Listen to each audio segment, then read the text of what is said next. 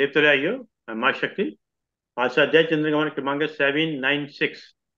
और आज हमारे बीच में आदरणीय एन के नेप साहब, जो retired additional commissioner income tax हैं। और आपका जो विषय है वो है संतुलित जीवन कैसे जिएं, पार्ट 33। इससे पूर्व भी पार्ट 32 ले चुके हैं। और नेप साहब की एक विशेषता है कि जो भी पार्ट जब बोलते हैं तो अपने जीवन के अंदर जो उतारा है, देखा है, समझा है, उस पर बोलते हैं। तो आज का दिन गुरुवार का है, 23 नवंबर 2023 है। और आज देव उठान एकादशी का शुभ दिन है। और सबसे बड़ी विशेष बात यह है कि सब लोग शादियों में व्यस्त ना होकर हम लोग अपने जूम के कार्यक्रम में व्यस्त हैं। ये सबसे बड़ी बात है। आइए सब आदरणीय साहब। बहुत बहुत धन्यवाद आदरणीय श्री हरी शर्मा जी। जैसे कि हर उद्बोधन के पहले मैं माँ गायत्री को याद करता हूँ, उनका आशीर्वाद प्राप्त करने के लिए उनके मंत्र का उच्चारण। ओम भूर्भुवः स्वाहा तत्सवितुर्वरेण्यं भर्गो देवस्य धीमहि धियो यो नः प्रचोदयात्। जय मां विजय मेरी वाणी में शक्ति। आज से सब कुछ शुभ शुभ शुभ कार्य के लिए प्रारंभ हो गया। आज का दिन भी बहुत शुभ है। और आज का दिन पता नहीं कैसे तय हुआ था हमारे उद्बोधन के लिए। जब सुबह पता किया तो आज देव प्रबोधनी एकादशी कह लीजिए, देव उठावनी एकादशी कह लीजिए, अभी श्याम जी का जन्मोत्सव या उनका प्राकट्य दिवस भी है। आज तुलसी विवाह का दिवस भी है। चातुर्मास का अंत हुआ और भगवान विष्णु नींद से जागे हैं, ऐसा कहा जाता है। और अब से जितने भी शुभ कार्य हैं, विवाह के हों या मंगल कार्य जितने भी हैं, वो सब प्रारंभ हो जाएंगे। शुभ, सब तरफ शुभ ही शुभ है। सब तरफ प्रसन्नता है। सब तरफ लोग उल्लास में हैं, अपने घरों में सेलिब्रेशंस के लिए जा रहे हैं। जिसके यहाँ जिस तरह का भी सेलिब्रेशंस हो सकता है, जो भी चीजें अटकी हुई थी, कहीं मुहूर्त दुकानों के, कई बच्चों के मुंडन रुके हुए थे या कहीं शादी विवाह के काम करने थे, एंगेजमेंट से काम थे, उन सब के लिए बहुत शुभ मुहूर्त हो गया। जीवन ही अपने आप में एक शुभ है। इसको शुभ को अशुभ में हम स्वयं ही कन्वर्ट करते हैं अपनी सोच से। जीवन का हिस्सा देखिए दो चीजों में बटा हुआ है। अपनी सोच को अच्छा करेंगे, सब कुछ अच्छा होगा। अपनी सोच को गलत करेंगे तो सब कुछ गलत होता चला जाएगा। जो कुछ भी है हमारे अंदर ही है। एक जगह पढ़ रहे थे कि हमारी पूरी बॉडी जो है 30 to 40 ट्रिलियन सेल्स से बनी हुई है। 30 से 40 ट्रिलियन सेल्स। और हमारे गट मीन्स जो हमारा ये एलिमेंट्री कैनॉल है, मतलब जिसमें खाना पचता है, उसमें 100 ट्रिलियन बैक्टीरिया है। 100 ट्रिलियन बैक्टीरिया क्या मतलब, सिर्फ 100 ट्रिलियन जीव हमारे शरीर के अंदर पल रहे हैं, क्योंकि हमारे भोजन को पचाने में सहायक होते हैं। एक यूनिवर्स को हमने अपने अंदर रखा हुआ, एक यूनिवर्स से हम बने हुए हैं और एक यूनिवर्स हमारे बाहर। और हम इस दोनों यूनिवर्स के बीच में एक ब्रिज की तरह काम करते हैं। अब ये ब्रिज किस तरह से अच्छे अच्छा बने ताकि बाहर का वातावरण भी अच्छा रहे और अंदर का वातावरण भी अच्छा रहे। कहते हैं ना कि स्वस्थ शरीर में तभी हो सकता है जब हमारा मस्तिष्क स्वस्थ हो, जब हमारी सोच स्वस्थ हो, जब हम अच्छा सोचेंगे तभी हमारा शरीर भी स्वस्थ रहेगा। हम बीमारियों के बारे में सोचना शुरू करते हैं, बीमारियां आने शुरू हो जाएंगी। तो ये सोच कहाँ से हमारी खराब होती है? जब हम थोड़ी से नेगेटिविटी की तरफ बढ़ते हैं या हम अहंकार की तरफ बढ़ते हैं, हम अहम की तरफ बढ़ते हैं। आप कल्पना कीजिए अपने ब्रह्मांड की। हमने कई बार पहले भी बात की, आज कुछ नए तथ्य लेके आया हूं। मैंने भी कहीं पढ़े और फिर उनको मैंने वेरीफाई किया और आई वाज, मतलब अजीब सा लगा कि हम लोग किस अहम में रहते हैं, किस अहंकार में होते रहते हैं, किस अहंकार को अपने अंदर पालते रहते हैं। वास्तव में कहना कि साहब मेरे पास इतनी बड़ी जागीर है, इतना बड़ा ओहदा है, इतना बड़ा मकान है, इतनी बड़ी गाड़ियां हैं, इतना धन है, संपदा है, लेकिन जब अंत होता है, अंत में फिर थोड़ी सी राख ही बचती है साहब। थोड़ी सी राख बचती है, थोड़े से फूल जिनको हम कहते हैं, जो हड्डियों के बच्चे हुए हैं जो जल नहीं पाते, उनको एक झोले में भरते हैं और उसको हम लोग नदी में प्रवाहित कर देते हैं। यही हमारा जीवन है। और ये जीवन, इतनी बड़ी पृथ्वी पे हम अकेले नहीं है, 800 करोड़ से ज्यादा लोगों का जीवन चल रहा है।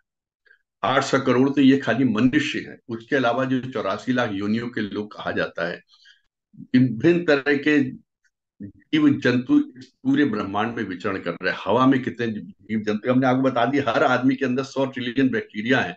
800 करोड़ को आप मल्टीप्लाई करके देख लीजिए।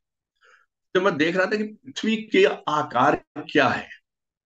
एक वरुण ग्रह है, वरुण ग्रह में 57 पृथ्वी समा सकती है, वो इतना बड़ा है पृथ्वी से।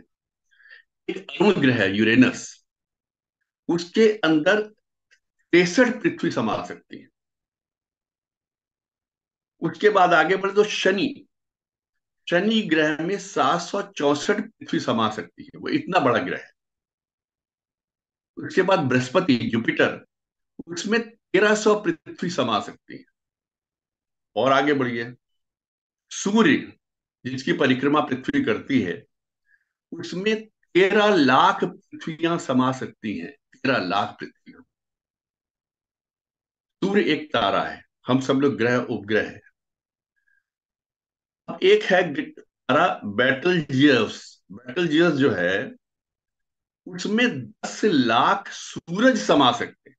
अब आप मल्टीप्लाई करिए, उस तारे में 10 लाख सूरज मल्टीप्लाइड बाई 13 लाख, इतनी पृथ्वियां समा सकती उस अकेले तारे में।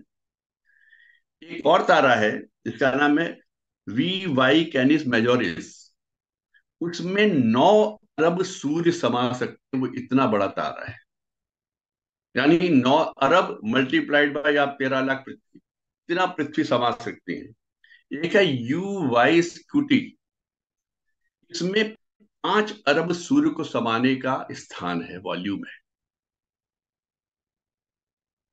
अब आप कल्पना कर लीजिए, 5 अरब या 9 अरब पृथ्वी को समाने वाले तारे, और 5 अरब सूर्य को समाने वाले तारे, और एक सूर्य में 13 लाख पृथ्वी समा सकती है। और उस पृथ्वी का जो उस तारे में यूवी स्कूटी में जो समाएगी या मेरिजोस में जो समाएगी, उस पृथ्वी का साइज उसमें क्या होगा, एक रेत के कण की बराबर, रेत का जो कण होता है उसके बराबर। और उसमें हम रह रहे हैं, हमारा उसमें क्या साइज होगा। उस बैक्टीरिया से भी छोटा नहीं होगा जो हमारे अंदर पल रहा है, 100 ट्रिलियन बैक्टीरिया पल रहे हैं। और उसके बाद इतना अहम, इतना अहंकार, किस संसार में हम रहते हैं, सोच में हम रहते हैं। और फिर जब क्रोध आता है तो ऐसा लगता है कि हम सारे संसार को तोड़ फोड़ देंगे, सबको तोड़ फोड़ देंगे, जो आएगा उसको समाप्त करते चले जाएंगे। हमारी प्रॉब्लम यही है कि हम हमेशा स्वयं को ही सही साबित करने की प्रयास करते हैं कि हमने जो कहा वही सही है, हम जो कर रहे हैं वही सही है। और जो इसको नहीं मानता तो फिर क्रोध आता है, और ये सब परेशानियां होती हैं। इस तरह से इसको कंट्रोल किया जाए। हम अपने अस्तित्व को पहचाने कि हमारा अस्तित्व क्या है। मैंने जो इतने आपको तथ्य बताए, ये कोई साइंटिफिक तथ्य ज्ञान बढ़ाने के लिए नहीं थे, ये इस बात के लिए थे कि हम कहाँ स्टैंड कर रहे हैं, हमारा अस्तित्व है क्या इस दुनिया में, इस पूरे ब्रह्मांड में। इस ब्रह्मांड के मालिक वो ईश्वर है, उन्होंने हमको पैदा किया, और क्षण प्रतिक्षण लोग आ रहे हैं इस दुनिया में, और क्षण प्रतिक्षण जा रहे हैं। इस ब्रह्मांड में हमको जिसने पैदा किया उसके समक्ष हमारा क्या औकात है, क्या अस्तित्व है, कुछ भी नहीं। जिस ब्रह्मांड में पृथ्वी पूरी एक रेत के कण के समान है, उसमें रहने वाले हम 800 करोड़ मनुष्य, मानव जाति, बाकी सब तो छोड़ दीजिए, उसका क्या अस्तित्व है। और हम देखिए, जब हम इन चीजों को स्वीकारने लगेंगे, अपने अस्तित्व की इस न्यूनता को स्वीकार करने लगेंगे, तभी हमारे अंदर समर्पण का भाव आएगा। कि नेगेटिविटी अपने आप आती है, गलत विचार अपने आप आते हैं, कुत्सित विचार अपने आप आते हैं, क्योंकि दिमाग का उसी तरह के फ्रेमवर्क बना हुआ कि हम अच्छा जब तक सोचने का प्रयास नहीं करते तब तक अच्छी बातें नहीं सोचते, तब तक बुरे बुरे विचार ही आएंगे। आप खाली बैठे होंगे, खाली बैठे बैठे कभी ये नहीं होगा कि आपने बहुत तरक्की कर लिया, आपने ऐसा कर लिया। यूं ही आएगा, आशंकाएं बनी रहेंगी, कहीं जो हमारे पास है वो नुकसान तो नहीं होगा, हमारे पास तो कोई धन कहीं चला तो नहीं जाएगा, कहीं हमारे पद या प्रतिष्ठा पर कोई आंच तो नहीं आ जाएगी। इन विचारों को हटाकर अच्छे विचारों को लाने के लिए प्रयास करना पड़ता है। और यही हमारी एंजाइटी और डिप्रेशन का जो है कारण बनता है कि जब हम इनसे ऊपर नहीं उठ पाते, अहम अहम अहम अहंकार, कंपैरिजन, क्रोध, सब चीजें बढ़ के हमारे डिप्रेशन को बढ़ाती है, हमारे एंग्जाइटी को बढ़ाती है, एंक्शस लेवल इतना ज्यादा हो जाता है। और हम तो कहेंगे जितने टूल्स बनते जा रहे हैं, जितने भी ये टूल्स यानी कि इलेक्ट्रॉनिक टूल्स बनते जा रहे हैं या साइंटिफिक टूल्स जितने बढ़ते जा रहे हैं हमारे जीवन में, जो हमारे जीवन को एक तरीके से कहना चाहिए हेल्प करने के लिए, वो हमारे एंग्जाइटी लेवल को बढ़ाते जा रहे हैं, हमारे पेशेंस को कम करते जा रहे हैं। इसका भी मैं आपको उदाहरण देता हूँ। WHO की एक रीडिंग के अनुसार, उनके सर्वे के अनुसार, इंडिया में 9 करोड़ लोग हैं जो एंग्जाइटी, डिसबैलेंस, डिप्रेशन से परेशान हैं और वो दवा करवा रहे हैं, अपना इलाज करवा रहे हैं। आज की तारीख में अमेरिका में 55% ऐसी मैरिजेस हैं जो शुरू के 4-5 सालों में डिवोर्स होता जा रहा है। क्यों हो रहा है ये? परिवारों का क्यों इतना विखंडन होता जा रहा है? या हम, ये एंग्जाइटी लेवल क्यों बढ़ता जा रहा है? आप याद कीजिए वो समय जब हम लोग चिट्ठियों से एक दूसरे की सूचनाएं लिया दिया करते थे, और बहुत, जब तक इमरजेंसी नहीं होती थी, टेलीग्राम नहीं करते थे, क्योंकि टेलीग्राम में भी 2-4 लाइन या एक लाइन का ही होता था संदेश, क्योंकि बहुत कॉस्टली पड़ता था। तो हमारे में इतना पेशेंस था, इतना धैर्य था, हम लोग इतने धीरजवान थे कि हम लोग एक चिट्ठी का ऑन एन एवरेज 3.7 डेज, करीबन 3.25 दिन या 4 दिन तक वेट करते थे, चिट्ठी यहां से गई वहां पहुंच गई हो। आज क्या किसी के पास इतना समय है या कोई लगाता है? वो भी हम ही थे, वो भी यही मानव था, वही भी मानव स्वभाव ही था, यही परिस्थितियां थी, यही पृथ्वी थी, सब कुछ वैसा ही था। लेकिन आज की तारीख में अगर 16 सेकंड में कोई वेबसाइट अपलोड नहीं होती तो हम लोग इरिटेशन में चले जाते, इरिटेट हो जाते, गुस्सा आने लगता, ऐसी वेबसाइट है अपलोड नहीं हो रही, ऐसा नेटवर्क है। अगर 25 सेकंड से ज्यादा हमको नेटफ्लिक्स को अपलोड करने में टाइम लग जाए, तो चेंज कर देते हैं, उसमें कोई प्रॉब्लम होगी। Can't wait for more than 25 seconds. अगर 30 से 45 सेकंड से ज्यादा ट्रैफिक लाइट में चेंज ना हो, रेड से ग्रीन ना हो, तो गाली गला शुरू कर देते हैं आपस में ही, बताओ क्या है, किस तरीके का है, सरकार ने क्या कर दिया, क्या? इतने सेकंड तक हम सड़क पे वेट नहीं कर सकते। ये कितने इफेक्ट्स है, जितने नए नए टूल्स हमारी हेल्प के लिए पैदा हुए हैं, इन्होंने हमको एक्सटेंट या कह लीजिए तुरंत तुरंत वाली चीजों में डाल दिया, हमारी मनोदशा तुरंत वाली हो गई है, एक्सपेक्टेशंस जो है हमारी इंस्टेंट एक्सपेक्टेशंस पे हम लोग चले गए। ये किया ये सामने आया, ये किया ये किया सामने आया।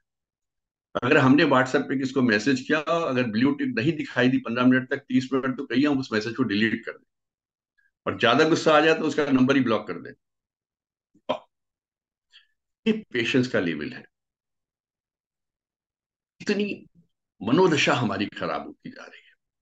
और ये पेशेंस जब हम लोग बढ़ती जाती है, इम्पेशंस होता चला जाता है हम में, तो वी बिकम इराशनल, इराशनल होते चले जाते हैं, हम लोग इम्पल्सिव होते चले जाते हैं, हम लोग का जो बिहेवियर है वो अजीब सा एरोगेंट होता चला जाता है, और होते होते ही हो जाते हैं कि हम लोग के आपस के रिलेशनशिप्स खराब होते चले जाते हैं। इसलिए हमको अपने पेशेंस को नहीं खोना है, कुछ भी हो जाए। और ये चीज हमको प्रकृति ही सिखाती है, ये नेचर सिखाती है हमको। नेचर ने अभी भी कोई इस तरह का टूल नहीं बनाया कि किसी मानव का या किसी गर्भ में आए हुए जीव की उत्पत्ति 9 महीने से पहले हो जाए। बीज जमीन पे बोया जाएगा, वो अपने समय पे ही फल देगा, अपने सीजन पे ही आके फल देगा। उसके लिए हमको इंतजार करना पड़ेगा। जब हम उन चीजों के लिए इंतजार कर सकते हैं, तो बाकी चीजों के लिए क्यों नहीं? आपने ईमेल कर दी और ईमेल का जवाब नहीं आया, तो देखिए, तब उन्होंने ईमेल देखते ही नहीं है। यू गेट इम्पल्सिव, बड़े इरेशनल हो जाते हैं, एरेटिक बिहेवियर हो जाता है। ये हमारे व्यक्तित्व को बुरी तरह से प्रभावित कर रहा है, हमारे व्यक्तित्व में नकारात्मकता ला रहा है, नेगेटिविटी ला रहा है, और हमारे रिलेशंस को खराब कर रहा है। एंग्जाइटी लेवल बढ़ता जा रहा है, और ये सबसे हम लोग डिप्रेसिव मोड में चले जाते हैं। हमको इससे बाहर निकलना है, पेशेंस रखना। नहीं हुआ, आज नहीं हुआ, कल हो जाएगा, घंटे बर्बाद हो जाएगा, 15 मिनट तो कॉल कर लेते हैं, उसको बात कर लेते हैं, पूछ लेते हैं क्या हुआ क्या नहीं हुआ। कहीं ना कहीं हमको अपने आप में पेशेंस रखना है। एक बार बगल से हमने एक बार पहले भी शायद इस बात का जिक्र किया था कि गाड़ी में बैठे हुए हैं और बगल से किसी ने टेढ़ी सी गाड़ी निकाल दी। अब कार आपकी एसी चल रहा बंद है और आपने एक मोटी सी भद्दी सी गाली उसको दे दी। निकालने वाला चला गया, वो आपसे 100 मीटर आगे है। आपने क्या कहा उसको नहीं पता, ना वो उसको इस बात का कोई कंसर्न है कि आपने क्या कहा। लेकिन आप जिस वातावरण के अंदर बैठे हैं उसमें आपने अगर भद्दी सी गाली दे दी, आप मान लीजिए कि उसमें कितना नेगेटिविटी आ गई उस एरिया में, उस चैम्बर में, आपकी कार के अंदर। आपके अंदर जो क्रोध आया उसको बोलने के लिए जो आपकी बॉडी में तरह तरह के सिक्रेशंस हुए, आप इंपल्सिव नेचर के हुए, या आप में एरोगेंस आया, उसने उतने वातावरण को कितना विषाक्त कर दिया। और वो वातावरण कितनी देर तक आपके साथ साथ चलेगा। इसलिए पेशेंस रखिए, पेशेंस रखना बहुत जरूरी है। ये जो हम पेशेंट होते चले जा रहे हैं ना, ये हमारे कार्यकलापों में भी उजागर होता है। कार्यकलापों मतलब हमारी दिनचर्या, दैनिक चीजों में। और इसी ने हमारी आर्थिक स्थिति को भी बिगाड़ना शुरू कर दिया, हमारे सारे बैलेंसेस बिगड़ गए। जो मैं कह रहा how to live a balance life. आप जब तक पेशेंस नहीं रखेंगे तो आप कैसे बैलेंस बना रखेंगे? दिमाग का संतुलन तो बनाना है ना।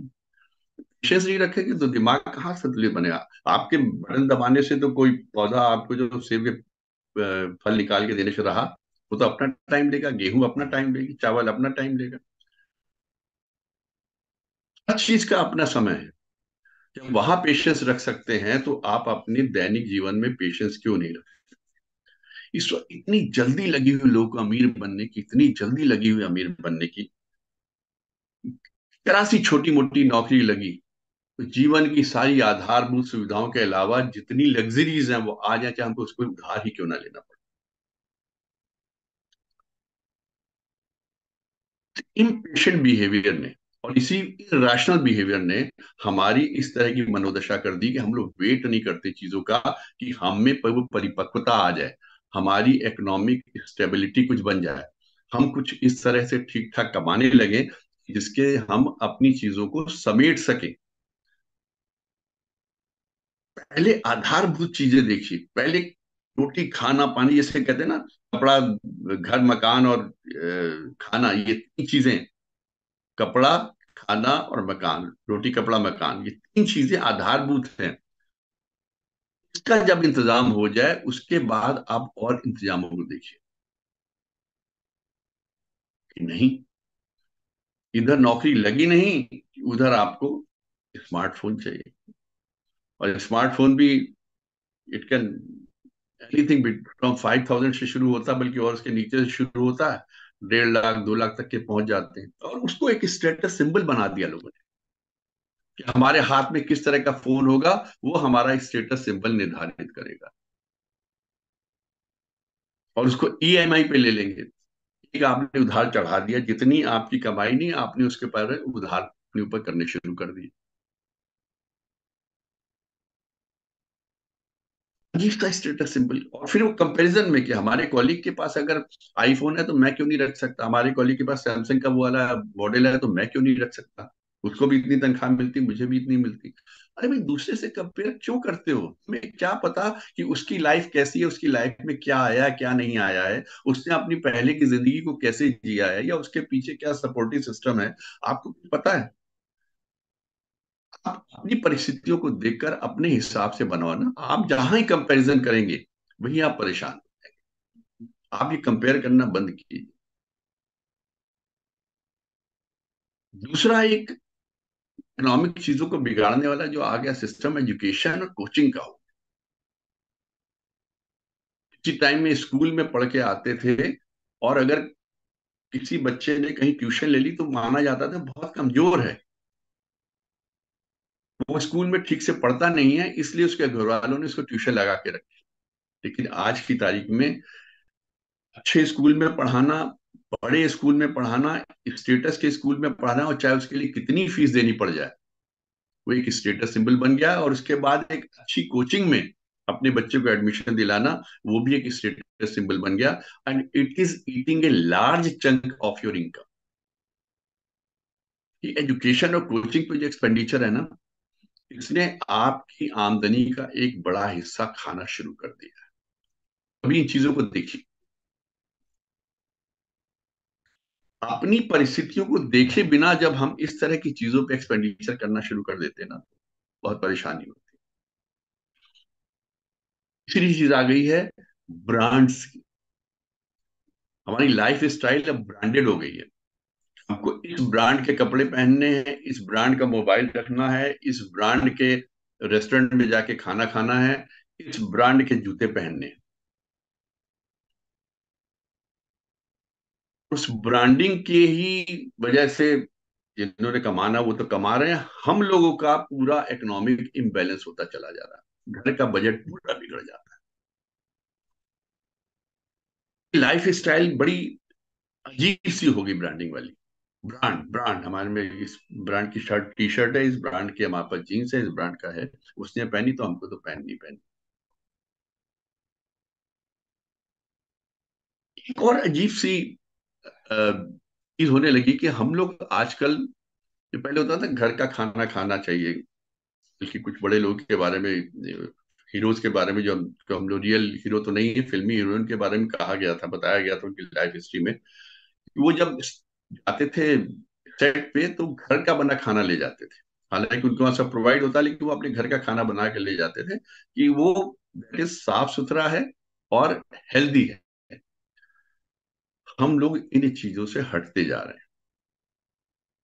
अब महीने तो छोड़िए, हफ्ते में एक बार आउटिंग करने की जरूरी बन गई है, वो भी एक स्टेटस सिंबल हो गया है या एक एंटरटेनमेंट का साधन हो गया है, कि हमको हफ्ते में कम से कम एक बार तो बाहर जाके खाना खाना है।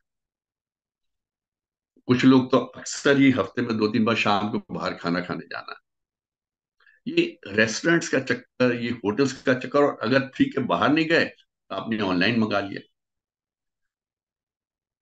घर के बने खाने में और बाहर के मंगाए खाने की कॉस्ट में जमीन आसमान का अंतर होता है। ये कोई बहुत बड़ी रॉकेट साइंस नहीं है, और कोई बहुत बड़ी कैलकुलेशन नहीं इकोनॉमिक। को चाहे एक स्टेटस सिंबल मान लें, एंटरटेनमेंट का साधन मान लें, या आदतों में खराबी मान लें, और विश्वास कीजिए बाहर के खाने में ना वो भाव होती है, ना वो भावना होती है, ना वो प्यार होता है, ना उसमें वो स्वास्थ्य होता है जो आपको जाके आपके शरीर को लाभ पहुंचाए। उसमें सिर्फ प्रोफेशनलिज्म और कमर्शियलिज्म होता है, जो आपके शरीर से कमाना, आपकी भूख से कमाना जानता है। और जिस तरह का आप भोजन करेंगे उस तरह की ही आपकी मति भी होती चली जाएगी। और खर्चे पालने हम लोगों ने, मतलब इस पे थोड़ा सा हो सकता है कुछ लोग अजीब लगे, ब्रांडेड सैलून्स में जाना, ब्रांडेड ब्यूटी पार्लर्स में जाना, और अक्सर जाना। और ये ब्रांड वाली बात जो हो गई, एक जगह कटिंग के आप, मैं बहुत बेसिक चीजें आज बता रहा हूँ, एक जगह हेयर कटिंग हो सकता है कि 100-150 में हो जाए, और एक जगह हम 1000-1500 दे के आते हैं। अब पेडिक्योर भी कराना है, मैनिक्योर भी कराना है, शादी के पहले दूल्हे को सजाना, अब वो साड़ी बांधने के भी एक्स्ट्रा एक्सपेंडिचर होने लगे हैं। पहले हम लोग कभी सुनते नहीं थे कि कोई बाहर का आदमी आके साड़ी पहनाएगा या साड़ी बांधेगा या पल्लू बांधेगा, उसके भी पैसे लगते हैं। ये सब, और ये चीज बड़ी रेगुलर वे में हो रही, मतलब ऐसा नहीं कि कभी कभी कुछ हो रहा हो, बहुत रेगुलर हो गया, हर पार्टी के लिए अलग से एक्सपेंडिचर हो रहा है। देन हम लोगों ने इसके पहले कभी ये नहीं सोचा था कि हम लोग हर बार बड़े बड़े फंक्शंस करके अपने बर्थडे में, 1 मिनट कुछ फोन आ रहा है, बड़े बड़े फंक्शंस करके बर्थडेज मनाएंगे। उनके बच्चे का बर्थडे उस होटल में हुआ, उनके बच्चे का बर्थडे उस बड़े होटल में हुआ, उसमें बच्चे का वहां पे रेस्टोरेंट में हुआ है, इसलिए मेरे को भी यहाँ पर अपने बच्चे का बर्थडे मनाना है। ये रेगुलर वे में मैरिज एनिवर्सरीज के सेलिब्रेशंस देख लीजिए, बड़े बड़े।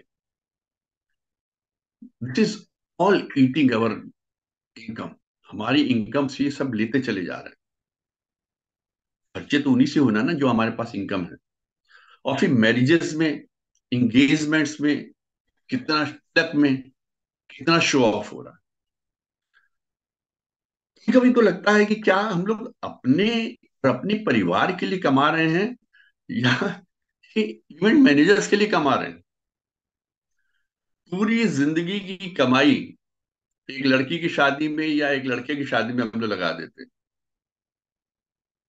पूरी उम्र कमा कमा के हम लोग ने इकट्ठा किया, किसके लिए किया? टेंट वालों के लिए किया, कैटरिंग वालों के लिए किया, साज सजावट वालों के लिए किया, लाइट्स वालों के लिए किया, फ्लावर डेकोरेशन वालों के लिए किया।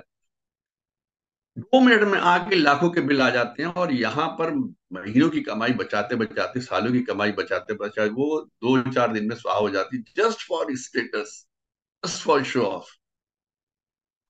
सादगी तो हमारे जीवन से जाती जा रही, जाती जा रही। हम उसे जैसे खुरच खुरच के अपने जीवन से निकालते जा रहे हैं सादगी को। और ये सब आर्टिफिशियल लोग आते हैं, देखते हैं तो हाँ बहुत बढ़िया बहुत बढ़िया, और कुछ ना कुछ खाने में कमी निकाल देंगे, कुछ ना कुछ आपके डेकोरेशन में कमी निकाल देंगे, कहीं कलर कॉम्बिनेशन में कमी निकाल देंगे, कहीं किसी और बात में कॉम्बिनेशन कमी निकाल के वो अपना एंजॉय करके चले जाएंगे। आप बाद में बिलों को भुगतते रहिए। ये सारी चीजें हमारी पूरी इकोनॉमिक कंडीशन को पूरी तरह से बिगाड़ रही है। और जब हम ये सब चीजें ईएमआई पे या लोन पे उस सब पे लेते हैं, तो उनके इंटरेस्ट का भुगतान, बहुत बेसिक सी चीज है। हमने बड़ा बढ़िया गैजेट ले लिया, हमें अभी कमाई है नहीं, लेकिन घर में सारी लग्जरीज चाहिए, हमें बड़ा फ्रिज भी चाहिए, बड़ा टीवी 65 सेंटीमीटर का चाहिए, हमको मोबाइल बहुत बड़ा चाहिए, हमको ये भी ऑटोमेटिक चाहिए, फ्रीज चाहिए, गीजर चाहिए, एवरीथिंग। और जब आप ये सारे टूल्स लगा लेते हैं, तो उनको चलाने के लिए, उनकी मेंटेनेंस के लिए भी खर्चे होते हैं, बिजली के भी खर्चे होते हैं, उनकी रिपेयरिंग के भी खर्चे होते हैं। फ्रिज है तो फ्रिज में रखने के लिए भी सामान है, उसका भी खर्चा होता है। तो जो एक अजीब से हमारी टेंडेंसी हो गई, इरेशनल बिहेवियर, जिसे मैंने कहा, इम्पेशेंट, हम इम्पेशेंट होते जा रहे हैं चीजों के लिए, भागते जा रहे हैं। इतनी कमाई नहीं है, उससे ज्यादा के एक्सपेंडिचर। और मैंने इस फोकस में फंसते हुए लोगों को देखा है। लोग भी नहीं, मतलब बड़े लोग भी नहीं, बच्चों को, अपनी नेक्स्ट जनरेशन को, अपनी फैमिली में ही देखा है।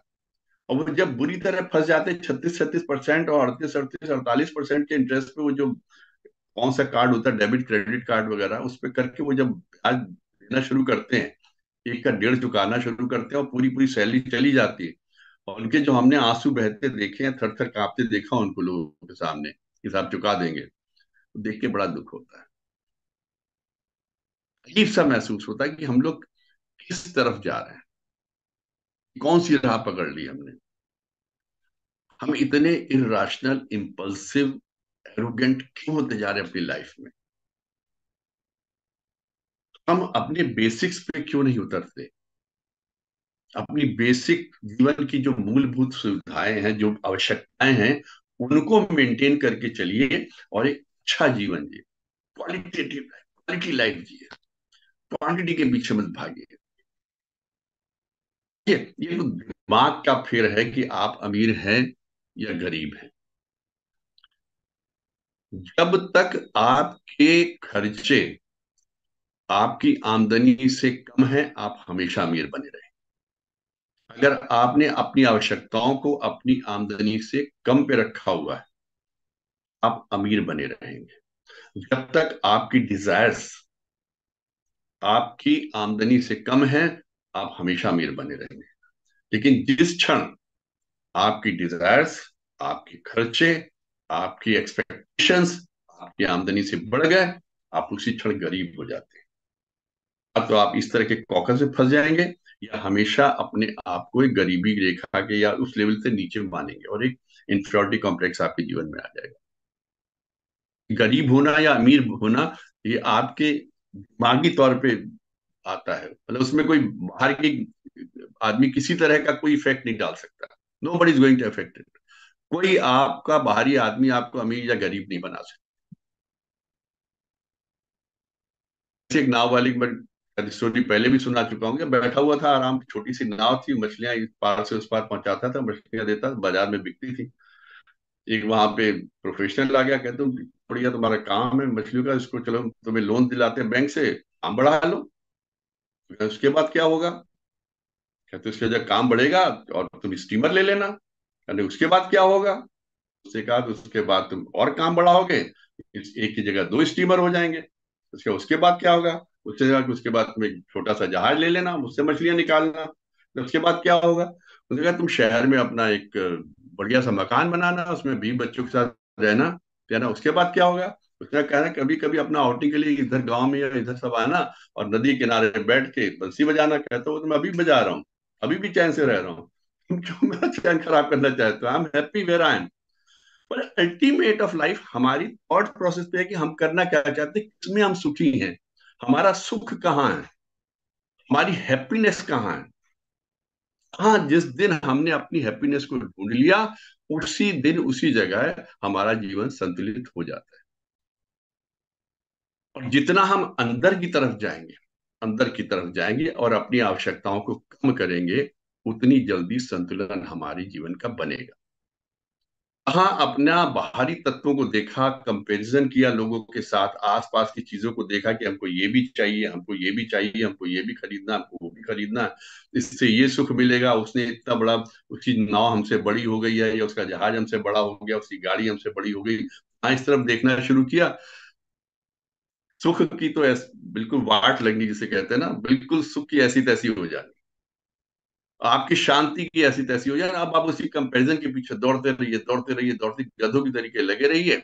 और वो जो डिजायर्स और एम्बिशन और कैपेसिटी के बीच का डिफरेंस है, वो बना रहेगा, वो आपको हमेशा गरीब बनाए रखेगा, हमेशा गरीब बनाए। कहीं पर रुको, कहीं पर तो अपने आप को स्टॉप करो, कहीं पर तो कहो बस, अब इससे ज्यादा मुझे और नहीं चाहिए।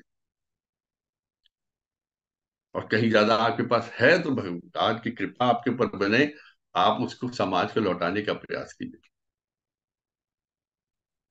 कितने लोग हैं जो अपनी कमाई हुई पूरी कमाई को, जीवन की कमाई को उपभोग करके इस दुनिया से जाते हैं, छोड़ के जाते हैं। बैंकों में पड़ा रहेगा या ऐसी जगहों पे पड़ा रहेगा जहां पे कहीं बच्चों को पता भी नहीं होगा, आपके परिवार वालों को नहीं पता होगा, पड़ा पड़ा सड़ता रहेगा। ऐसी चीजों में इन्वेस्ट कर, आप जिन चीजों की जरूरत नहीं है जब उनको खरीदना शुरू कर देते हैं, तो फिर जहां जिन चीजों की जरूरत होती है आपके जीवन में, उनको खरीदने के लिए फिर आपको जो जरूरी चीजें वो बेचनी पड़ती है। अब गैर जरूरी चीजों से अपने को हटाएं, लग्जरीज से अपने आप को दूर रखें। कुछ नहीं रखा, भाई शरीर को चलाते रहिए, कहीं ना कहीं मेहनत कीजिए, लग्जरीज में मत पड़िए। अभी तो डॉक्टर साहब बता तो रहे थे कि जैसे हम कोई रिमोट वाली कोई एक एडिशनल अपने पास कोई नया टूल लेके आते हैं तो 2.8% हमारे वेट में इंक्रीज हो जाता है। एक टाइम था टीवी तक जाते थे, उसको ऑन ऑफ करते थे वहां जाके, फिर वापस आते थे, एक ही चैनल आता था। फिर जब दो चार चैनल आने लगे तो जाके टीवी पे चैनल चेंज करके फिर वापस आते थे, बैठ जाते थे चैनल देखने के लिए। अब रिमोट लेके बैठे हुए हैं, और रिमोट नहीं चलता तो पट पट पट पट पटकेंगे, उसका सेल चेंज करेंगे, पंखे रिमोट के आ गए, उसके लिए भी स्विच तक उठ के नहीं जाना। तो जब शरीर चलेगा नहीं, शरीर से काम नहीं लेंगे, वेट भी बढ़ना है, पेट भी बढ़ना है, और दिमाग भी आपका मोटा होता चला जाएगा, आराम पसंद होते चले जाएंगे। और जब आराम में कमी कहीं या कहीं खलल पड़ता है, you become arrogant and irritating, आपको लगता है you become irritated to others. Family में डिस्टर्बेंस शुरू हो जाते हैं, आपस में झगड़े शुरू हो जाते हैं, डांट डपट शुरू, बच्चों को डांटा, पत्नी को डांटा, इधर डांटा उधर डांटा, फैमिली में इम्बैलेंस शुरू हो जाता है। और ये बिहेवियर आप तक नहीं रहता, ये बिहेवियर कैरी करता है नेक्स्ट जनरेशन तक। बच्चों का कंपैरिजन देख लीजिए आप। एक बड़ी अच्छी, मैं एक स्टडीज पढ़ रहा था कि आज से 30-40 साल पहले, बल्कि अगर हम कहें तो हम लोग का अपना जो बचपना था, हम लोग ने 6-7 साल की उम्र से ही या 8 साल की उम्र से हम लोग को घर के काम दे दिए जाते थे, 5 एंड अबो, कि जाओ दूध ले आओ, जाओ बाजार से सामान ले आओ, जाओ ये देखाओ, उस दुकान में देखा हुआ है कि नहीं है, जाओ कोल्ड ड्रिंक लेके आओ, भागते हुए जाते थे, मेहमान कोई आ गया भागते हुए ये सामान ले आए। 5 साल से 10 साल तक आते आते हमारा बचपना खत्म हो जाता था और हम लोग किशोरावस्था का अनुभव ही नहीं करते थे, सीधे प्रौढ़ हो जाते थे। ये हमारे सामने जितने जूम में बैठे हैं सीनियर सिटीजन, सबको इस चीज का अनुभव होगा। साइकिल की कैंची में फंसाकर आटा पिसवा के लाना एक बड़ी कॉमन बात होती थी, बहुत कॉमन बात होती थी। राशन की दुकानों से गेहूं लेके आना, चावल लेके आना, साइकिल में फंसा के, बड़ी कॉमन बात होती थी। और ये 10-12 साल की एज से हम लोग करते थे। किशोरावस्था जो आज कही जाती है उसको जिया ही नहीं, और 18-20 साल तक हम लोग परिपक्व हो जाते थे।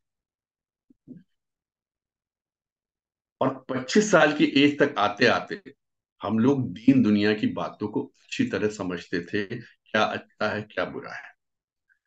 क्या आज की तिथि में ऐसा है? मैं शहरों की बात कर रहा हूँ। आज की तारीख में 5 साल, 6 साल, 7 साल तक के बच्चे को बाएं मोबाइल चला चला के, कार्टून फिल्म दिखा दिखा के, टीवी दिखा दिखा के खाना अपने हाथ से खिलाते हैं। हम लोग कहते थे, या गांव का बच्चा भी कहता, आज भी शायद वहां कहता होगा, कि हमको भूख लगी इसलिए रोता, हमको खाना दो। और शहरों में टेम्पर्ड बच्चे होते हैं, वो इसलिए रोते हैं कि मुझे खाना नहीं खाना, या जो खाना भूख लगी वो नहीं खाना जो आप खिला रहे हो, मुझे दूसरा खाना खाना। ये हम अपनी नेक्स्ट जनरेशन को कहाँ ले जा रहे हैं लग्जरीज के साथ साथ। 5-7 साल तक के बच्चों को हमको हाथ से खिलाना पड़ता है, और उसके बाद आप कह के देख लीजिए, बेटा बाजार से 4 कोल्ड ड्रिंक ले आओ। मी, मैं, how dare you, how you thought, आपने सोच कैसे लिए मम्मा कि मैं जाऊंगा बाजार से लेके आऊंगा। और हम लोग तो 2 रुपए 3 रुपए जो भी ठंडी की कोका कोला होती थी, 4 रुपए 5 का नोट पकड़ा, भागे भागे चले जा रहे हैं, गले में कोल्ड ड्रिंक ले आया, घर में मेहमानों को पिला दिया।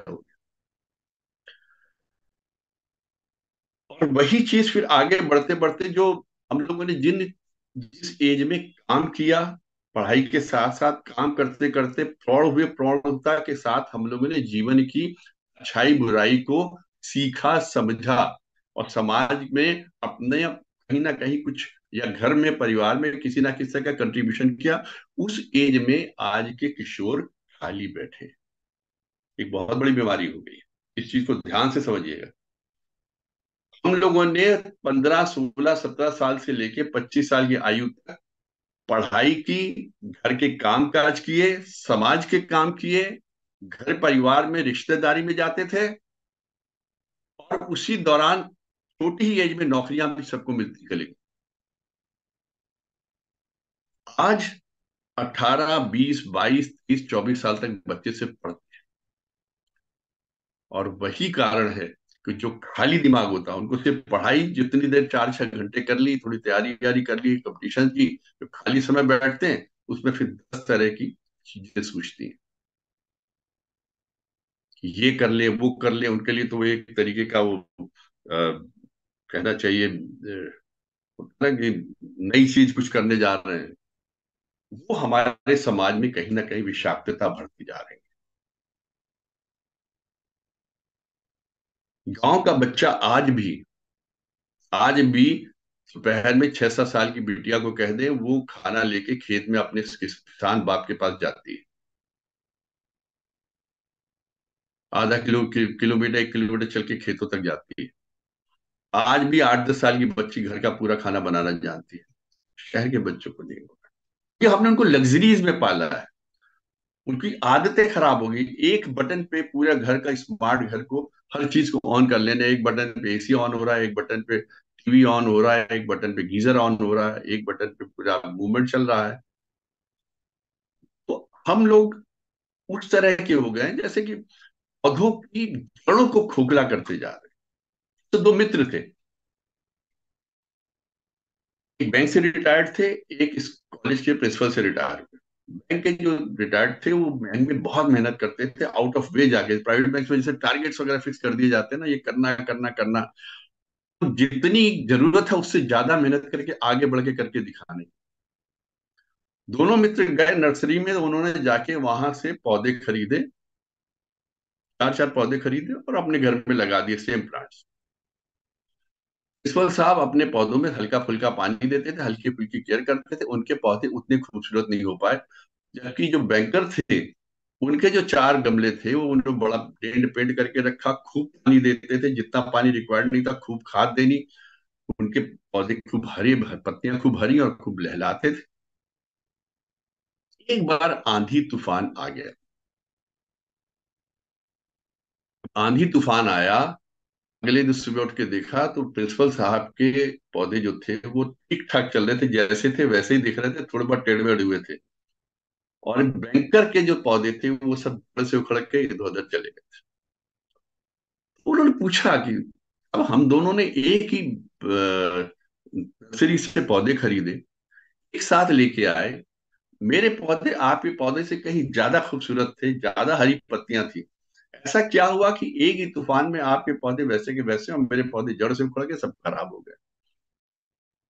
तो प्रिंसिपल साहब ने कहा कि मेरे पौधों को जितने पानी की रिक्वायरमेंट थी मैंने उससे कम पानी दिया, उस वजह से पौधों ने अपनी रिक्वायरमेंट पूरी करने के लिए अपनी जड़ों को मिट्टी में और नीचे झूमना शुरू किया, पानी को उनकी जड़ें और नीचे चली गई मिट्टी में। उनको पानी चाहिए था, जितना मैंने दिया उससे ज्यादा चाहिए था, उसके लिए उन्होंने मेहनत की, उनकी जड़ें मिट्टी में और नीचे जा रही थी, इससे वो मजबूती बनी रही, उनकी जड़ें मजबूत हो गई। आपने पौधों को इतना पानी दे दिया कि उनको जरूरत ही नहीं थी कहीं नीचे मेहनत करने की, उनकी जड़ें ऊपर ऊपर रही, खोखले हो गए वो सब चले। विचारणीय है कि कहीं हम अपने बच्चों को उस तरह के पौधे तो नहीं बना रहे हैं जो कि पहली ही तूफान में, जरा से आंधी तूफान में उखड़ के गिर जाए। हमको उनको सुविधाएं नहीं प्रदान करनी है बच्चों, नेक्स्ट जनरेशन को सुविधाएं इतनी मत दे दीजिए कि वो उनकी पर्सनालिटी, उनका व्यक्तित्व खोखला हो जाए। उनके अंदर की जो जिजीविषा होती है, एक लड़ने की प्रवृत्ति होती है, एक युद्ध की प्रवृत्ति होती है, या चीजों को हासिल करने का एक जोश होता है, वो खत्म हो जाए। जब उनको हर चीज प्लेट पे मिल जाएगी तो क्यों मेहनत करेंगे? एक बटन पे हर चीज अवेलेबल है, क्यों मेहनत करेंगे? आप स्पून फीडिंग करते रहिए, बच्चा बनाए रखे रहिए, गोदी में बैठाए रखिए, वैसे ही वो जड़मत हो जाएंगे। मति भी वैसी हो जाएगी, जब कोई काम ही नहीं करना, उनको कुछ सोचना नहीं है, सिर्फ उड़ाना ही उड़ाना है, सिर्फ आनंद ही लेना जीवन का, आप उनको आनंद प्रदान करते जाइए, वो लेते जाएंगे। भाई आप हमको प्रोवाइड कर दो सारी फैसिलिटीज, हम भी कोने में बैठ रहेंगे, अय्याशी करते रहेंगे, हमें क्या जरूरत है काम करने की? हम मूर्ख थोड़ी जो काम करेंगे जब हमको सब कुछ बैठे बैठे मिल रहा है।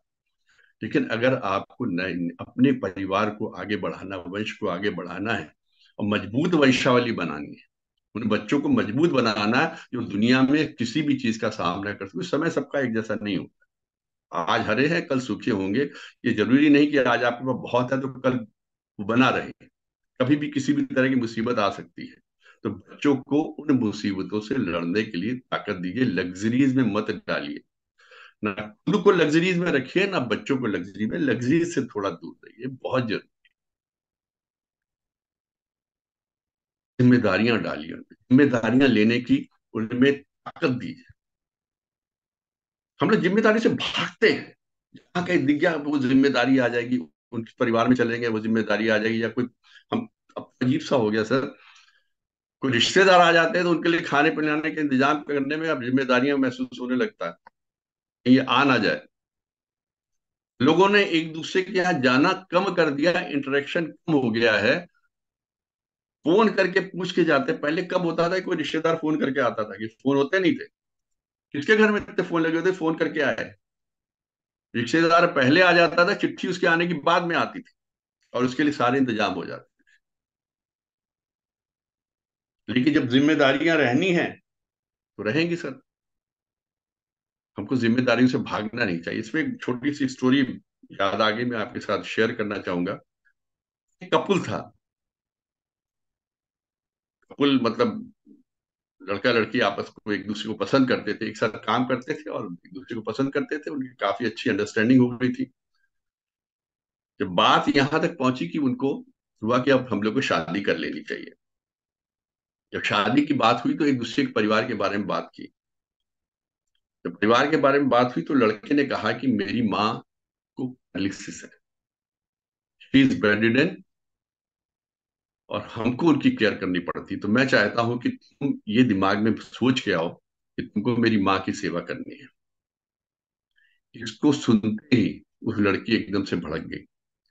उससे ये कौन सी बात है, मैं तुम्हारे साथ प्रेम विवाह करके एक अच्छा और खूबसूरत जीवन जीने के लिए आई हूँ, मुझे जिम्मेदारियां थोड़ी लेनी है। और एक लेडी 70-75 साल की जो तुम्हारी माँ घर पे बेड रिडेन है, उसकी सारी सेवा मैं करूंगी, आते मेरे को ये काम करना पड़ेगा? नहीं नहीं नहीं, मुझे तुमसे शादी नहीं करनी। We are going for break down, breakup जिसे कहते हैं। लड़का अच्छा था, समझदार था, उसने कहा ठीक है। ही वेंट अवे, उसने कहा गॉड ब्लेस यू। ब्रेक हो गया। उस लड़की की कहीं और शादी हो गई। 5-7 साल बाद वो लड़की इस लड़के को कहीं दोबारा मिली। मिली तो उस लड़की के साथ प्रेम में एक बच्चा था जो मेंटली रिटार्डेड, और उसको मल्टीपल स्क्लेरोसिस की प्रॉब्लम। मल्टीपल स्क्लेरोसिस मतलब जॉइंट्स वगैरह जो है ना वो काम नहीं करते हैं, वो ऑलमोस्ट जिसे कहा जाए कि मस्कल्स पूरी उसकी डेड होती है, उस तरह से प्रॉब्लम होती है, ऑलमोस्ट पैरालिटिक जिसे कहते हैं। और मेंटली रिटार्डेड बच्चे को लेके घूम रही थी। उसने कहा ये कौन है? इसका मेरा बेटा है, ये ऐसा ही पैदा हुआ है। तो उसने उसको कहा देखो, मैंने तुम्हें कहा था मेरी माँ की जिम्मेदारियां ले लो, और वो जिम्मेदारियां ज्यादा से ज्यादा 4 या 5 साल तक चलती, क्योंकि पिछले साल मेरी मदर की डेथ हो गई। तुमने वो जिम्मेदारियां नहीं ली, उन जिम्मेदारियों से भागी, और आज तुम्हें अब तक की जिम्मेदारी मिल गई है। तो या तुम्हारी मृत्यु ना हो जाए या तुम्हारे पुत्र की मृत्यु ना हो जाए।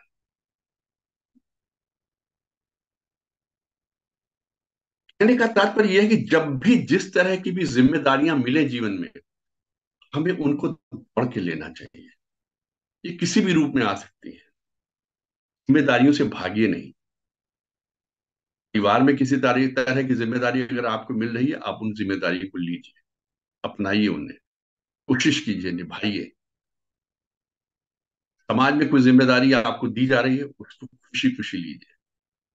वो कहीं ना कहीं ईश्वर का संदेश है आपके लिए। ईश्वर चाहता है कि आप वो काम करें, और जब आप उसके इस आदेश को, उसके संदेश को नकारते हैं, उसको तो आपसे काम लेना ही है। फिर वो कोई और बड़ा काम में आपको फंसा देगा। आप कब तक भागोगे? नहीं भाग सकते। कहते ना कि कई ऐसी जगह होती है जहां कहा जाता है कि वहां पे जाकर मांगने से मन्नत पूरी होती है। एक व्यक्ति गया उस जगह पे मन्नत मांगने के लिए, मन्नत पूरी नहीं हुई। कोई बात नहीं, नहीं हुई। दूसरी बार फिर किसी प्रॉब्लम में फंसा, फिर चला गया, फिर उसकी मन्नत पूरी नहीं हुई।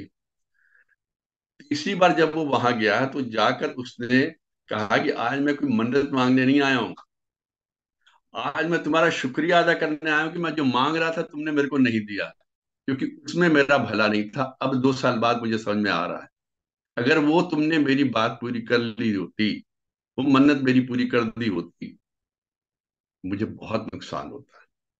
और वो मन्नतें वो वाली पूरी नहीं होने के बाद जो मुझे मिला है, वो उससे कहीं कई गुना ज्यादा था, जो मैं सोच भी नहीं सकता था।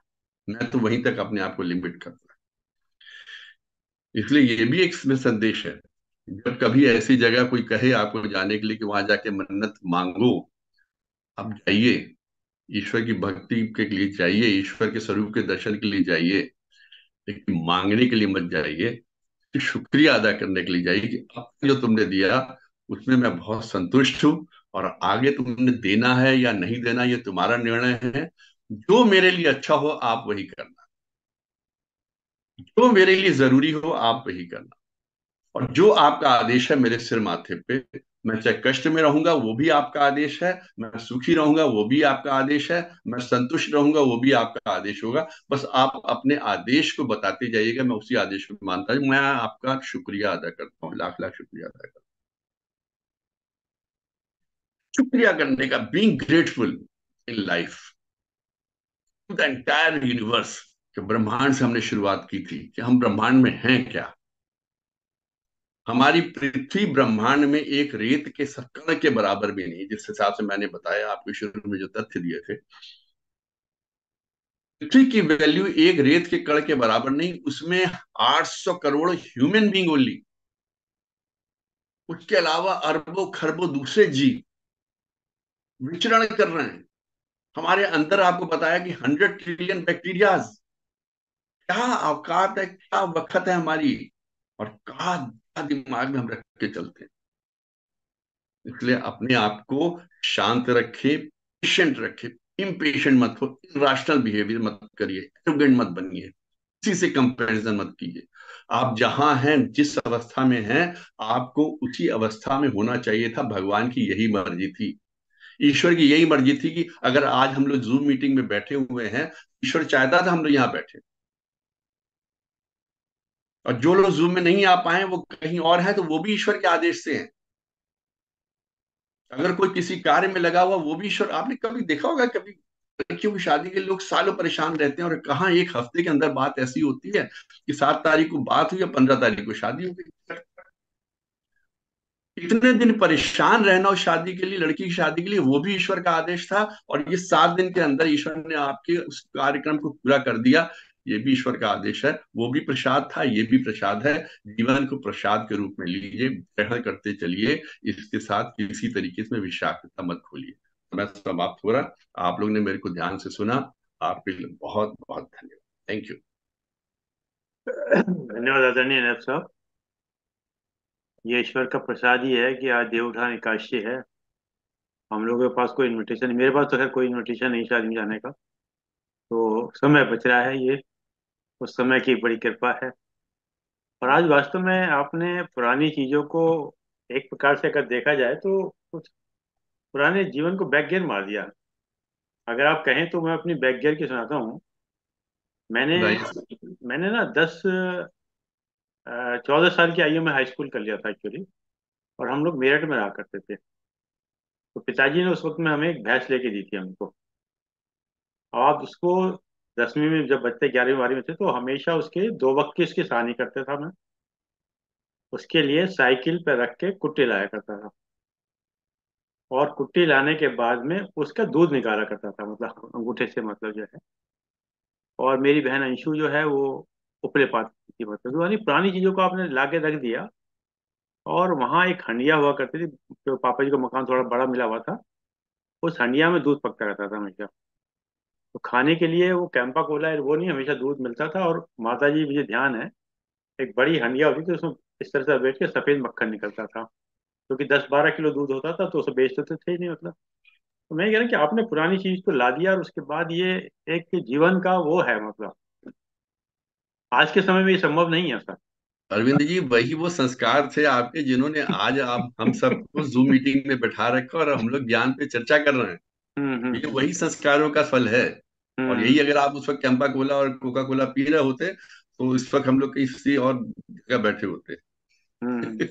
और मुझे ध्यान है सर, मेरे आज भी 50 साल पुराने मित्र मेरठ में हैं। उनसे बराबर संपर्क है। वो हम लोग साइकिल पे बैठ के जाया करते थे मेरठ में। और कैस्ट्रॉल पे एक आगे बैठता था साइकिल, एक पीछे बैठता, 3 लोग साइकिल चलाते थे, मतलब समोसे खाते थे, चाय पीते थे। मेरठ कॉलेज से मैंने 1970 में बीकॉम किया है। तो वो दिन मतलब वास्तव में थे, साइकिल चला के मस्त रहते थे, मतलब आज कार चला के भी शायद उतना आनंद नहीं होगा जितना साइकिल में मस्त रहते थे। हाँ। और मेरठ में वहां से पीएल शर्मा से स्टेडियम पैदल मॉर्निंग वॉक करने जाया करते थे, मतलब स्टेडियम चक्कर काट के आते थे, मतलब ये। तो ये चीज आपने जो आज कह दी, मतलब बता दी वास्तव में। पर एक चीज और मानेंगे सर, आज हमारे इतना बच्चे, पहले 4-4 5-5 हुआ करते थे, 7 भी होते 8 होते थे। अब एक एक बच्चा होता तो इसलिए केयरिंग काफी हो गई, मतलब यानी कि उसके कहने से पहले हम उसकी सारी रिक्वायरमेंट पूरी करते हैं, मतलब यही प्रॉब्लम है। ये problem. This is a problem.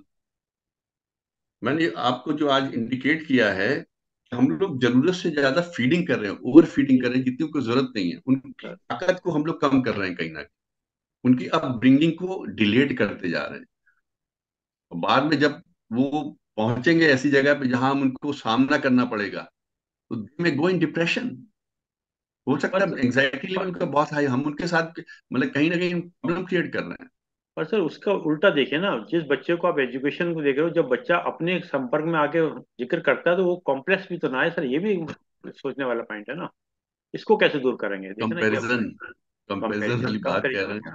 बस बस वही वही तो आपको संस्कार देने हैं।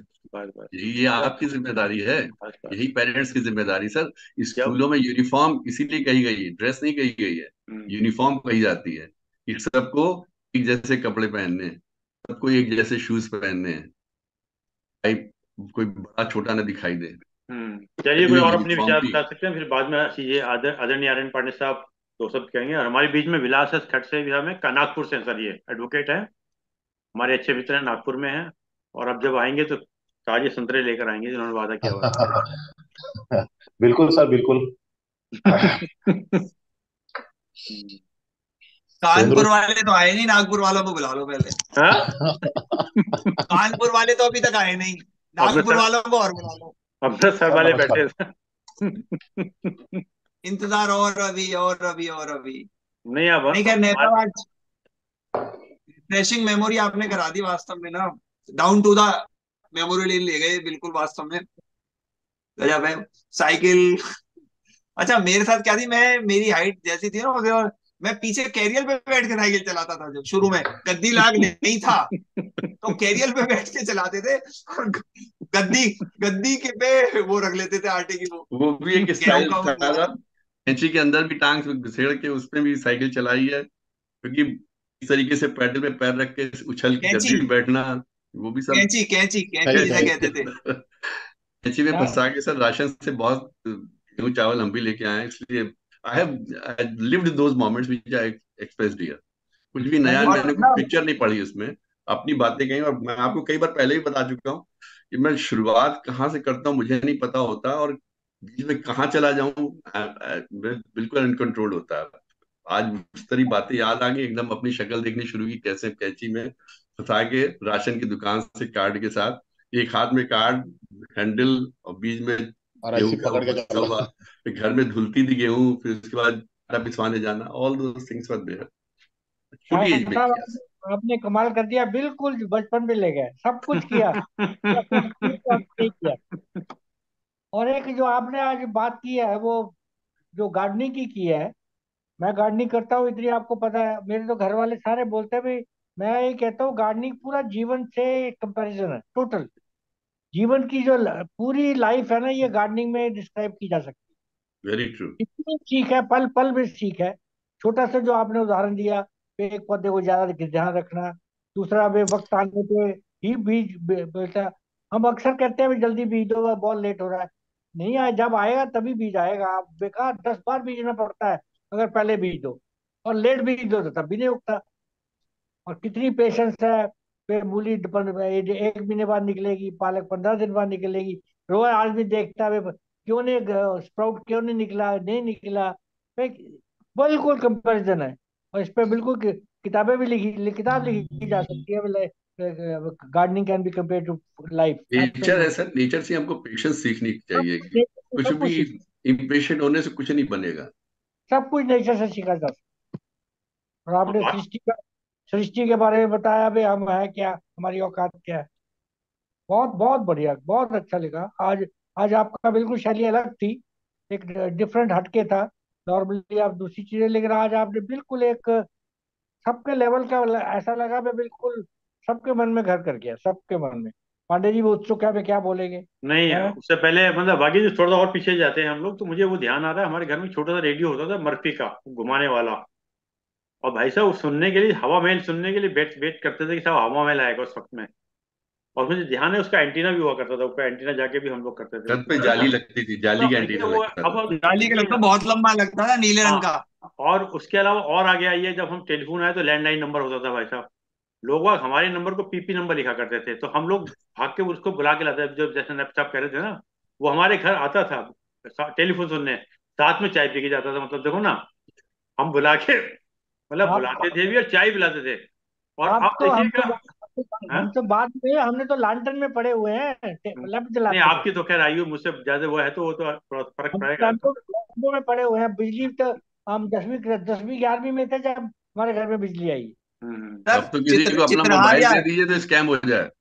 हाँ, चित्रहार और चित्रहार और पिक्चर देखने के लिए देखते पड़ोसी थे घर कि जाना। किसके घर पे एंटीना लगा हुआ है। हाँ, मैं हम गए एंटीना हैं। से पता चलता था कि इसके यहाँ टीवी है। बाकी तुम तो शायद जानते होंगे, डॉक्टर ईश्वर दयाल के रहते थे कैंपस में। हाँ हाँ हाँ, उनके उनके बिल्कुल। टीवी हुआ करता था हॉस्पिटल में। तो उनके घर हाँ जाया करते थे भाई साहब, चित्रहार देखने मतलब। और नीचे जमीन में बैठाते थे वो हमको, तो जमीन सभी हाँ एक्सेस कर। हाँ, सही बात है, सही। हम्म। अरे बाहर आने वाले तो आगे चटाई पे ही बैठते थे। हम्म। ये तो छोड़िए, हमारे टाउन में तो हैंडपंप बहुत लोगों के कम 100 घरों में हैंडपंप मुश्किल होते थे, 50 घरों में। हाँ, क्योंकि हैंडपंप भी नहीं होता था, किसी ने देखा नहीं। तो तो बहुत आज तो नैब साहब बहुत ने बिल्कुल बिल्कुल मार दिया अपन। तो अब देखिए ना, जैसे घंटी अब बजी, और घंटी बजने पे जैसे ही हमने घंटी बजाई, हमने पूछा कौन कैसे आना हुआ, तो आधा तो आदमी वही मर जाता है। जैसे हमने पूछा कैसे आना हुआ, हाँ, हाँ, अगर हमने पूछ लिया कैसे आना हुआ तो आधा तो वही मर गया। हम्म। सर फोन पे भी, नहीं, जैसे मैं अगर वो अरविंद भाई कहता को कि कई मैं बार। कार्ड लेके आया हूँ, कहते क्या जरूरत थी आने की। हाँ। उससे भिजवा देते कोरियर से। हम्म। ये एक और चीज आ गई अब। एक हम्म। और, फोन हाँ, इतनी दूर एक आने और। की क्या जरूरत थी। फोन दिल्ली करके बहुत होता आप है कि कोई गया शादी कार्ड है, अरे आपको आने की क्या जरूरत थी, कोरियर से भिजवा देते। कहते जो आई इतनी दूर, सारा जीरो कर दिया इन्होंने। हम्म। तो ये सब चीजें धीरे धीरे परिवर्तन हो रहा है, चीजें बदल हो रहा है। तो जो अपनत्व की भावना, जो जो एक पहले नौकर में मालिक में एक अफेक्शन बॉन्ड हुआ करती थी, वो बॉन्ड खत्म हो गई, ना नौकर में ना मालिक में। अदरवाइज देखा जाए तो पहले नौकर पीढ़ी दर पीढ़ी चला करते थे, एक पीढ़ी के दूसरी पीढ़ी में, दूसरी पीढ़ी के दोनों, मतलब इतनी अफेक्शन बॉन्ड हुआ करती है। मतलब वो घर का मेंबर हुआ करता था, मतलब देखे ना। तो ये सब चीजें बारीकी थी, तो इसमें कमियां दोनों तरफ से, कोई ऐसा नहीं कि एक ही तरफ से है, दोनों तरफ से है। भी कोई नहीं है, इसमें भी आनंद है। और हम्म। आपकी मनोस्थिति रखनी है, इसमें भी आनंद है। कोई ऐसी कोई मुश्किल नहीं है। ये जीवन भी आनंदमय है। हाँ, हम्म। बिल्कुल। चलिए, आदरणीय श्री आर्यन पांडे साहब, बहुत हो गई चर्चा। धन्यवाद श्री अरविंद शर्मा जी। आदरणीय नरेश नायब साहब का जितना भी प्रशंसा की जाए, धन्यवाद दिया जाए, उतना कम। अपनी इस सीरीज में 33 वक्तव्य बोले, और हर वक्तव्य बिल्कुल नेचुरल, एक जैसे अपने मन से निकली हुई बात होती है, इसीलिए सबके मन को छूती है। जैसा अंत में उन्होंने किया, समराइज करते हुए कि ब्रह्मांड से शुरू किया, बहुत ही उत्तम बात। वास्तव में यदि हम इस बात को ध्यान रखें कि हमारा अस्तित्व कितना एक जैसे समुद्र किनारे या के रेत के रेगिस्तान में एक रेत के कण जैसा है, तो अहंकार तो हमें नहीं रहेगा। और यह भी रहे कि भाई उसी में मिल जाना है, पता भी नहीं चलेगा, कोई महत्व हमारा नहीं है, हम अपना अहम बनाए हुए हैं। यदि इस अहम को वास्तव में, इस चीज को देखते हुए कम रख के चले, तो बहुत सी समस्याओं का समाधान हो जाता, बहुत सी समस्याओं का समाधान हो जाता है, इसमें कोई शक नहीं। देवोत्थान एकादशी पे शुभ अवसर पर बहुत अच्छे संदेश दिए उन्होंने। एक बात बड़ी अच्छी कही कि जीवन ही शुभ है। तो जैसे हम संस्कृत में कहते रहते हैं, उपनिषदों में बताते रहते हैं कि भगवान ने अपने को ही, स्वयं को भगवान अपने ब्रह्मांड के रूप में, विश्व के रूप में बदल दिया। हम उसी का रूप हैं, हम उसी का एक मॉडल है, आदर्श हैं। यह भी ध्यान में रखें, क्या होता क्या है, हम अपनी इच्छाओं के कारण, अपने काम क्रोध लोभ, ये जो छोटी छोटी बातों के कारण वो सब भूल जाते हैं। और ये प्लेटफॉर्म ऐसा है कि जब हम इन बातों को दोहराते हैं, और यदि बातों को हम थोड़ा सा भी उतार लेते हैं जिस क्षेत्र में भी, उसी में आनंद ही आनंद रहता। बीच में सामाजिक जो अपव्यय है उसकी बात भी आपने की, उस पर भी ध्यान रखा जा सकता है। और बच्चों की बात, संस्कार देने की बात बहुत महत्वपूर्ण गई। और उसी बीच में अपनी पुरानी दुनिया में ले गए, जैसे नरेश जी ने अपनी बात बताई, अरविंद जी ने बताई, वागीश जी ने बताई। मैं भी बता सकता हूं, मैं भी उसी लेवल से ही बड़ा हुआ हूं। अरविंद जी ने 10वीं क्लास में पशु का पालन किया, मैंने 12वीं क्लास में पशु का पालन किया। लेकिन उस समय घर की ऐसी व्यवस्था होती थी कि आप पाल सकते थे। लेकिन उसका उद्देश्य क्या था? उद्देश्य जो मैं समझता हूं, मेरे पिताजी कहते थे कि यदि तुम्हें शारीरिक रूप से सौष्ठव अपना बनाना है और मानसिक तुम्हें एक उत्थान करना है अपना, तो इसलिए पशुपालन करो। गाय उन्होंने दे दी, उससे मेरा शारीरिक सौष्ठव भी हुआ, जैसा और सब लोग का हुआ होगा। और दूसरा, निर्भयता भी आई। निर्भयता के साथ साथ कीचड़ में, गोबर में, आज गोबर को पॉटी कह देते हैं, और सानी देने में, उस करने में सब आपको निर्भयता भी आई। एक और बात जो मैं सोच रहा था कि आजकल के मैं बच्चों में, लड़कों में, लड़कियों में, लड़कों में भी देखता हूँ, मेरे बच्चे पोते होते भी हैं, कॉकरोच, छिपकली, गिरगिट, बिच्छू, या क्या कहते हैं, ये बिच्छू चली जुड़ी काटे, मेढक, बहुत डरते हैं। एक छिपकली दिखाई भर पड़ जाए पूरे घर में तूफान हो जाता। और पहले हम लोगों के लिए मामूली बात थी, आई चली गई, कोई बात नहीं है। और जो जंगल में रहने वाले हम लोग, अपने गांव में रहने वाले, सांप आप भी निकल गया, तो वो निर्भयता भी आती थी कि आपको ये नहीं कि आप भयभीत हो गए, उसे उसका सामना भी कर सकते थे, उन सब बातों का। राशन की दुकान की बात भी की, मुझे भी अपनी याद आया कि मैं भी लाइन में लगा हूँ। मैं भी सब्जी लेने जाता था, तो मुझे भी पता है कि हाँ भाई, किस तरह से उसका हिसाब रखा जाता था और तब पैसे का क्या महत्व होता था। लेकिन आजकल के माहौल में उन सब बातों को याद तो किया जा सकता है। जो महत्व बात इसका है कि हम अपने संस्कार कैसे दे रहे हैं। तो आजकल की परिस्थितियों में जब हम बड़े मकानों में रहते हैं, कारों में चलते हैं, सब करते हैं, तो भी हमारे अपने बच्चों को ये संस्कार जरूर देने चाहिए या प्रयास करना चाहिए कि वो निर्भय हों और शारीरिक रूप से स्वस्थ वाले हों। इसमें एक बड़ी कमी जो अपने संतानों की संख्या की जरूर मुझे कमी लगती है कि हम ऑल इन वन देखना चाहते हैं। पहले होता था कई हो गए तो ठीक है, अपनी अपनी तरह से अपनी अपनी प्रतिभा के अनुसार आगे बढ़ गए, और हम बहुत ज्यादा ये नहीं चाहते थे कि भाई वो चैंपियन होगा, 98% का ही होगा, और वो गिटार बजाना भी सीखेगा तो वो वक्ता भी होगा, तो गाना बजाना भी सीखेगा, और वो बास्केटबॉल का भी खिलाड़ी होगा तो फुटबॉल का भी खिलाड़ी होगा, और वो सब भाषाओं को भी जानेगा और केबीसी में भी चैंपियन बनेगा सब। तो वो ऑल इन वन हो गया, उससे बहुत ज्यादा प्रेशर भी। तो ये सब पेरेंट्स अगर ध्यान रखें, बहुत अच्छी बात आपने कही। और जो समापन किया, वो बात कहा ईश्वर की इच्छा की।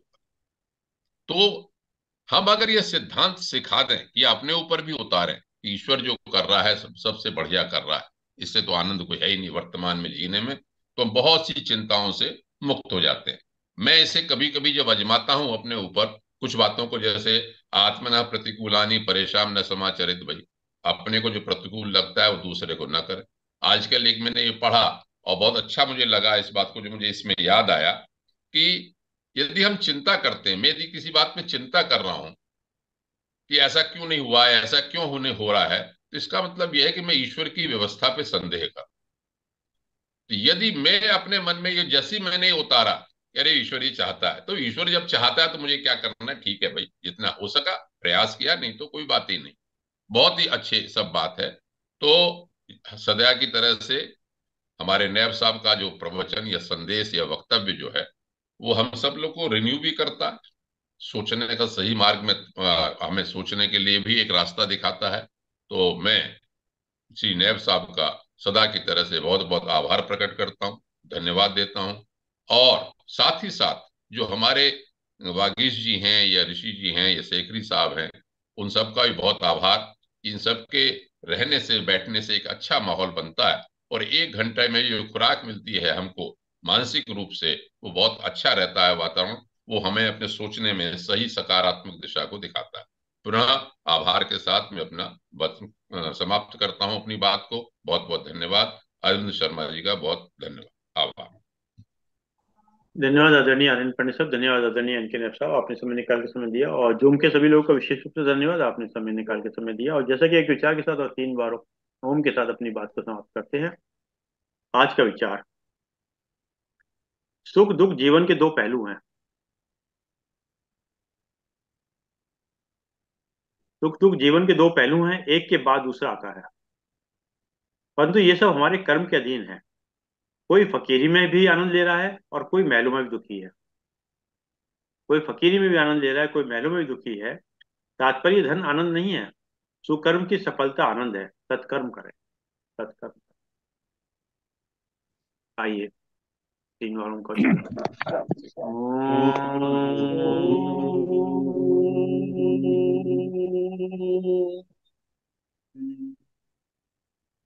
ओ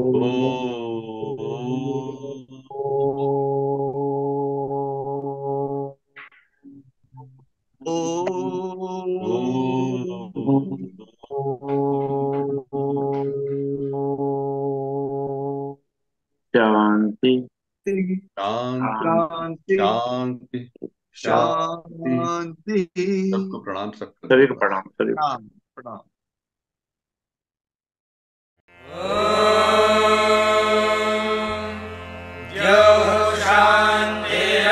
शान्तिरन्तरिक्षं शान्तिः पृथिवी शान्तिरापः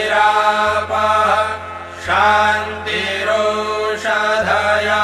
शान्तिः वनस्पतयः शान्तिर्विश्वे देवाः शान्तिर्ब्रह्म शान्तिः सर्वं शान्तिः शान्तिरेव शान्तिः सा